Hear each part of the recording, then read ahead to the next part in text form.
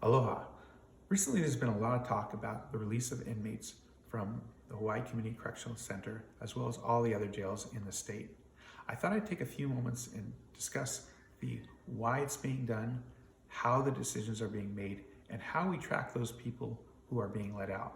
So starting off with the why. With this coronavirus, the Supreme Court has issued an order stating that the counties or the jails must reduce their inmate population to the design capacity of each of the facilities. For Hawai'i Community Correctional Facility, the design capacity is 206 people. The operational capacity is 226. However, for the last 8 years or so, we've been running at about 400 people in our jails at any one time at HCCC. So once this outbreak happened, we started looking proactively and seeing what's happening around the world and around the United States. The prosecutor's office made a recommendation to release people who are on intermittent jail terms. Let me explain what an intermittent jail term is. An intermittent jail term is where somebody is sentenced to, for example, 30 days in jail, and they do that jail term on the weekends. So 2 days on, 5 days out, 2 days in, 5 days out. We thought with the amount of bed space we have in our healthcare facilities, that created a dangerous situation, especially in a crowded jail. And so we made that recommendation. The Department of Public Safety has another ability to release people who are on misdemeanor and petty misdemeanor offenses, and they've actually released some of those people. We then started looking at people who are on felony probation who are doing a jail term as part of that probation. And so we started looking at those people, and for the least likely to reoffend and the least dangerous people, we were looking at which people we could make a stipulation that they would be able to come out of jail temporarily and then go back into jail after the virus was over. So we started working on those.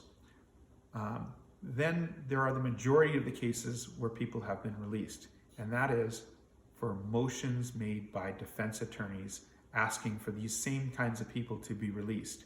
Now, the prosecutors have been vetting each of these cases.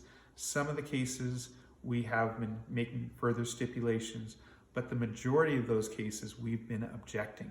And it's been to the discretion of the courts to whether they're going to release or they're going to maintain them inside of custody.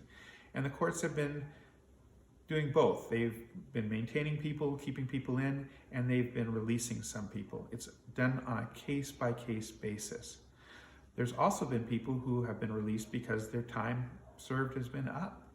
And finally, the parole board has also been able to make those decisions on whether they're going to keep people in. There's also people that are coming up on bail hearings. After we've arrested them, before they've gone through the whole system and been convicted, some people are in on bail. Again, we've been mostly objecting to release on bail. However, the courts have been granting some of those and maintaining bail on some of those. Finally, the question is, how do you track these people? Well, we have a very intricate computer system that allows us to track everybody that we've charged, everybody that's come into the system. And so if somebody gets arrested and they've been released on one of these motions, we know right away, because we have that information in our computer base, that we can actually charge them with additional crimes have they been released. We don't keep a separate list of just the COVID. We have it on our system, so it's very easy for us to determine, for the police to determine, and Department of Public Safety to determine. Now, if you have someone that you're considering that you wonder if they're in or if they're out, you know that they've been arrested, there's a very simple way to check that. It's a website called VineLink. And if you go into VineLink, you put Hawaii in, and then you put the offender's name, it will very quickly tell you what their custody status is. VineLink is maintained by the Department of Public Safety. Finally, the numbers have come down considerably, over 100 people. We're still not at the design capacity on the Big Island yet. However, I feel that the Department of Public Safety at the current situation can handle any outbreak that happens.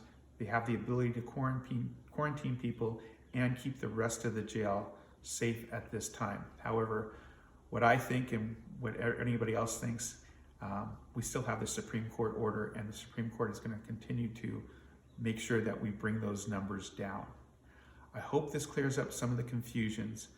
Again, as a prosecutor, it's very difficult to let people go, especially after seeing all the work that not only the police, but the people in our office have done to make sure that these people are put in jail to protect our community.